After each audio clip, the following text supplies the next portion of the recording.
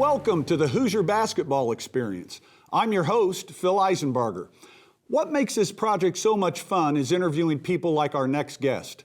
Growing up in Muncie, local sports writers hold a special place in my heart. Bob Barnett kept us all apprised of the local sports scene in his column, After the Ball. Articles that mentioned my brothers were laminated, or as Dad said, plasticized, and pinned to our back playroom. Bob was a gifted writer. Much to my athletic kids' dismay, I followed that tradition in our basement, which they jokingly refer to as the Shrine. But as a kid, I still remember the thrill of being mentioned in the Indianapolis Star by Bob Collins in his column, Shooting the Stars. Sports writers like Bob Barnett and Bob Collins hardly exist in today's journalism. One exception is our guest today. He keeps us all abreast of the local Indiana boys basketball scene at the Indianapolis Star. From insider previews to game-by-game recaps, he follows the basketball season, top ballers and teams in complete and outstanding fashion. He's also published one of my prized possessions in the book, Historic Hoosier Gems. Kyle Neddenriep lives the Hoosier basketball experience, and you get to meet him when we come back.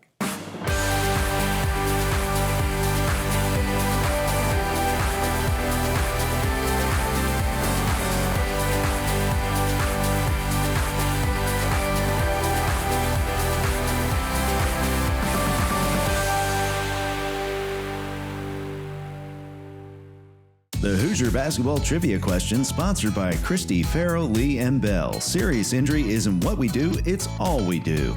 Today's question, what year was the first IHSAA Girls State Championship won by Warsaw and Judy Warren? The answer after the break. Now our trivia question answered, sponsored by Christy, Farrell, Lee, and Bell. Serious injury isn't what we do, it's all we do. Today's question, what year was the first IHSAA Girls State Championship won by Warsaw and Judy Warren? The answer, 1976.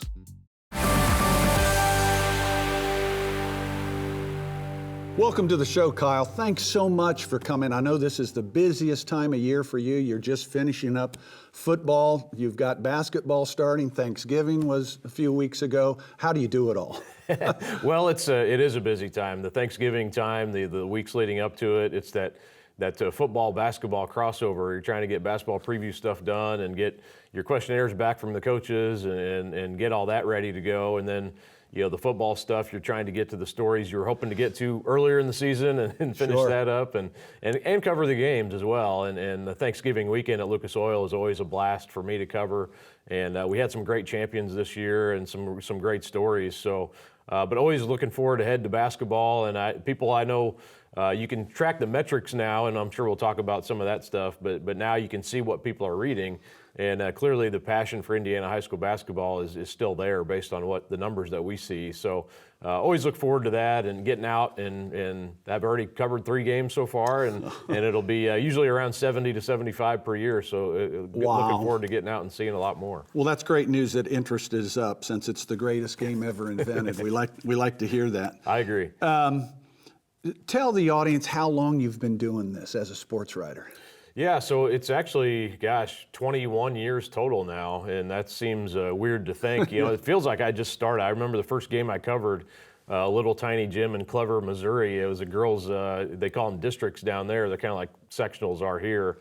And sitting in a little chair up on the balcony, old gym, like, you know, great to be there. And but that was my first, I think that was 2000 was the time frame. And I had, come here to Indiana in 2008. So I've been here. This is my 14th year, 14th season covering high school basketball. So yeah, it's been a while. It feels like the years, you know, they feel like they go by quickly. Yeah, I guess that's a good thing. It shows that you're still enjoy what you're doing.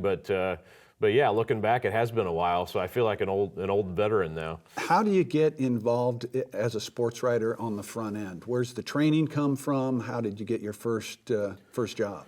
Well, yeah. So I went to Missouri State University. Steve Alford was the coach there at that time, Southwest Missouri State at the time, and they went to the Sweet 16 in '99 and had a really great team. And it's funny, Steve Lynch, who coaches at Brownsburg now, He was an assistant on that staff, and I had him as a basketball theory teacher when I was in school. Okay. But I started out actually covering the women's team, and Jackie Stiles was a great player, the all-time scoring leader there. Started out covering a lot of women's sports for the Standard, the paper down there. Got on part-time for the News Leader daily paper in Springfield. Okay. And I was, taking phone calls, compiling the agate page, the scoreboard page. Always had an interest. Even back to high school, I covered, I'd write for our school paper. Okay. So always kind of had that. I was not a great student by any means. Well, that makes two of us. But I had that passion for writing, and I had a great journalism teacher in high school who even that helps. Tapped into that. Thank goodness. I mean, she was great. I still keep in contact with her. You need someone like that to kind of connect with you, I think. And that was a big deal to maybe getting me started and finding something I enjoyed doing. But anyway, I started out working at the daily paper there, and I just kind of progressed. I was working part-time, doing a little bit of everything. I would put out the Monday paper, the sports section. Sure. And that, it taught me that I didn't want to do that. I wanted to write, and they gave me some opportunities to do that.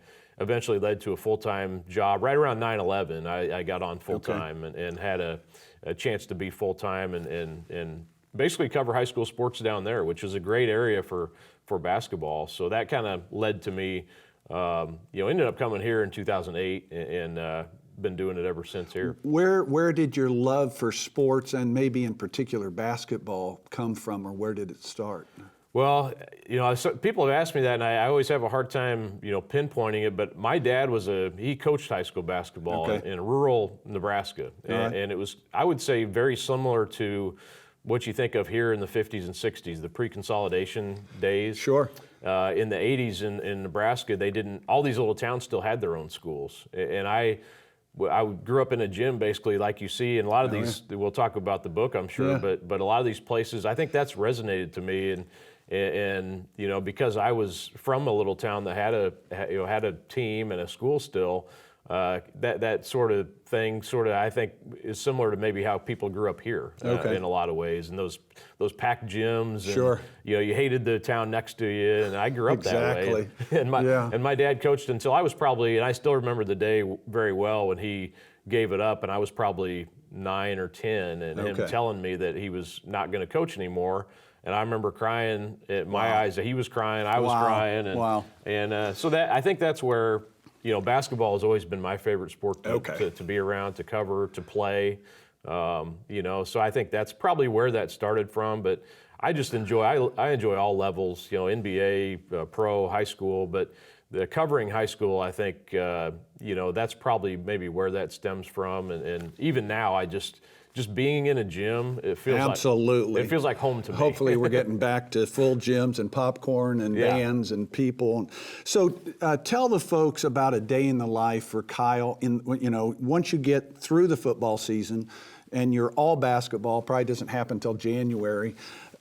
Just a day in the life of trying to meet deadlines, what games you're going to choose, what games you're going to go to, how you get the statistics for games that you have to report on. Yeah, so my boss, Matt Glenesk, I touch base with him every Monday, and we kind of lay out a plan, based on what we're going to think is going to happen that week. He usually asks me, like, what games do you want to go to? Which games are we, which other games should we have our other staffers go to? And I'll kind of lay out a list, and he'll have some ideas too. Obviously, he knows what's going on, but and then I'll have some feature ideas that are maybe down the road or that I'm going to try to get to that week. Sure. And some obviously in our business, sometimes you just don't know. Coaching changes happen. You're on the phone about something else that day that and it pushes another story to the background, and that's all part of it too. But I do a lot of my work either at home or on site, going to different schools. I'm in the office probably once or twice a week now. And during COVID, obviously nobody was in there until probably here about 4 or 5 months ago, and we started to be able to go back in. But we do a weekly show, like a football show, and then we'll start doing our basketball show here in a couple weeks. And I'm in once a week for that. So but very little time is actually spent as much anymore in the office. Right. With our laptops, we're able to do a lot more from either home or I don't necessarily like to write stories from home, so if I'm out of the office, go to like Starbucks or, Panera and sit there and write for a couple hours. When's the deadline? So if you've got a game on a Friday night and that game gets done at 9:30, when's your story got to be in for the next day? Yeah, it's a great question. 'Cause it used to be like 10:30, so you felt like you were just flying trying to get something done. Now we try to post, and for football too, and we'll try to post something short and get it in basically as soon as the game's over with, or you go down the field and talk to the players, or to the court, talk to the players, and then maybe send something short and have that posted. Yeah. And they can do that immediately, and then I'll try to go back.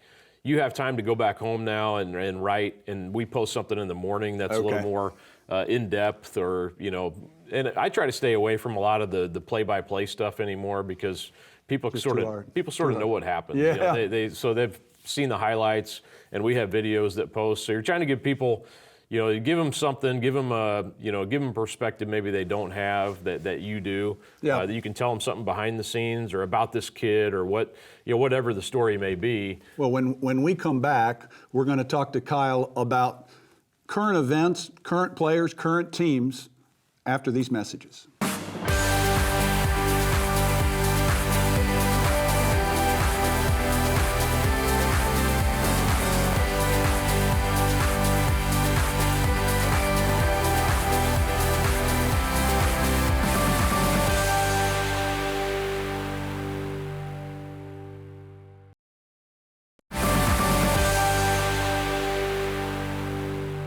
Welcome back with Kyle. Hey, Kyle, so talk a little bit about how things have changed from print media to Twitter and other social media, and how you've stayed involved with reporting on these games through those mediums.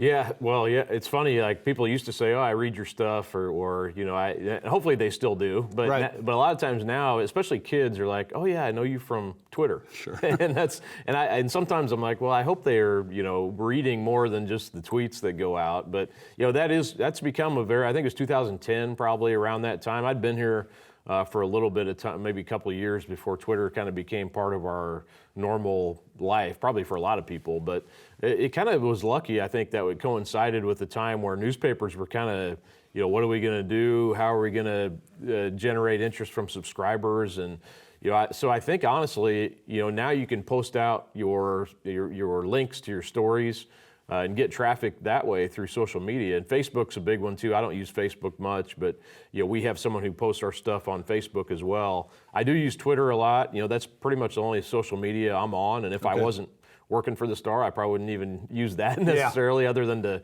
track stuff that I'm interested in. But that's been a huge change, I think, and it's kind of changed the way we watch sports. Like, I'll sit there and scroll Twitter as I'm watching a IU game or a Purdue game. Just to keep up. Yeah, keep up, and you kind of get reactions from people, Sure. and it's kind of interesting to follow that way. But I would say the biggest thing for us is that we're not tied to print nearly as much. Whether that's good or bad, I don't know. If, it's probably bad in the grand scheme of things. I'm now reading your articles online. I don't get a piece of paper anymore. Yeah, I think a lot of people are that way. I know my parents' generation's opposite. Everything they read is print. But Sure. but I think we're in a generation now of people are used to going to their phones to read stuff, and I think we've positioned ourselves to be able to offer that to people, along with videos and tweets and obviously stuff that's more interactive than just the print story. You talked about in the first segment growing up in a gym and being around gyms, and we're obviously going to talk a lot about gyms when we get to your book. But before we do, I want you to tell the audience about one or two favorite experiences where you've attended a game. And maybe it was the gym, maybe it was the game, maybe it was both, but things that stick out in your mind as really special basketball moments. Yeah, I mean, there's probably too many to There mention. are a lot, but and there's moments though where your hair just kind of rises up and you get into the gym and you feel like, oh man, this is something. And it might not even be the game, but at the atmosphere that you go into. And I remember the Hatchet House on a couple Washington. in Washington, and I went for the Bar Eve game. I think it's been a few years ago, but they always play the night before Thanksgiving. They fill it up. Yeah, they do, and it's just an amazing atmosphere. And I was blown away that many people were there for just a regular season game. And I've been there a couple times for even bigger tournament games, and that place was filled. I think it was Bloomfield played Bar Eve in a game there, and then Center Grove and Ben Davis played each other and it was just a magical day. It was afternoon, it was semi-state, so you had the light was outside, and it was just a beautiful atmosphere. But those are a couple of moments, and I think probably the best game I can remember covering was Trayvon Blewett and Park Tudor played Tech and Trey Lyles. Yep. And it was kind of, I'd always heard about. I talked to Ray Pavey about the Church Street shootout, and he's such a great guy. Absolutely. And but it reminded me of maybe something that was similar, because Blewett had 51, Lyles had 45. Yeah. And they battled each other. It was the same night the Chiefs and the Colts played in the playoffs, so it was. Maybe not. The crowd was great, but maybe it was quite as big as it could have been. But it was at Tech's gym, and it was a great game. Neither one of them could stop the other. They were trying. They didn't want to lose to each other, obviously. Yeah. But just two guys who were unstoppable in the moment. That game always resonates to me. That it's just a great individual effort that was two great teams playing each other too. Well, let's move to current times. You do such a great job of following all the local teams and the local players. But let's talk a little bit, even though we're way in front of the selection for Mr. Basketball 2022. Who are some of the front runners? Well, unfortunately, we lost a guy to an injury, Jalen Washington from Gary Westside, who's probably the biggest recruit, I would say, in the class, prospect to go into North Carolina. And unfortunately, he was injured again, his knee, and had to have surgery. He's going to miss his whole senior year. So it's a shame. Took him out of the mix. But I would say, Fletcher Lawyer is a guy from Homestead who, I saw him last year, first time playing in Indiana. He'd come from Michigan. But he's a typical Purdue, just does everything right. They got another one. They've got another one. He makes not every shot, but he's just a very high efficiency type of player. And they should be pretty good again, although they lost Luke Goody and some of their top players. Should be a strong team again. C.J. Gunn from Lawrence North coming off an injury, so he's missing a few games at the front end, going to IU for Lawrence North. He's going to be a factor, I think, in the race. A guy that I know a lot of people like too, that I like too, and I've seen him play a lot, is Braden Smith from Westfield, going to Purdue as well, and very dynamic. The issue for them will be, can they get through the sectional, which is a very tough sectional with Carmel. Zionsville, yeah. I mean, they just beat Carmel. They beat Carmel. Yeah. So that'll be the tough thing for them. He's going to have great statistics, and he's going to have great highlights, and they just opened their season here this week. But I would say he's in the mix. And then there's some other guys too. I think Pete Suter from Carmel is a guy that his scoring numbers are maybe not what you'd think of Mr. Basketball, but he has never lost a tournament game. Right. So how do you, if they do that again, sure. How do you keep him out of the mix for it at least? So, yeah. And I think he's going to have bigger numbers this year too. Any sleepers, folks that could come out that we haven't thought about? There's a guy named Connor Essigan up in Central Noble, and I would keep an eye on points. He's putting up a lot of points. He's going to Wisconsin, so he's obviously got a lot of talent. There's another guy named Ryan Conwell from Pike who I really like. He's going to South Florida. And they're going to need to have a lot of team success for him to have a chance at it. But I think a guy who both those guys, I think, flew under the radar because of COVID. I think they just weren't seen much last year and didn't get to play in front of coaches a lot. And then, once they were able to, it's like, well, wow, all of a sudden they have all these D1 offers. So they're two guys who I think are somewhat underrated and maybe people don't know enough about. You a pro class basketball guy or one class? Well, I wasn't here when they did that, but I remember I was in Missouri at the time. It's like, well, why are they doing that? I mean, that's the unique thing about Indiana high school basketball. And I get more now why they did it and understand more about it. And I still think there's a passion for Indiana high school basketball that exists that you can't just say, wow, it completely ended. Now part of it did end, and I think that's unfortunate. I wish they would have gone to, looking back and doing some research, gone to 2 classes instead of 4, and then see what that's like. And then because once you get to 4, it's hard to go back to, there's a proposal to go to 3. Yeah. But once you have 4. We tried the game of the winners, and that didn't really work very well. I wonder if they could try that again, if it may work better now than it did right at that time. No, I think you're right about that. Yeah. So when we come back, we're going to talk about keeping Kyle on for next week's show, and you're not going to want to miss that. Kyle has authored a book that's now 10 or 12 years old called Historic Hoosier Gyms. And we're going to talk about that and a lot more with Kyle when we come back.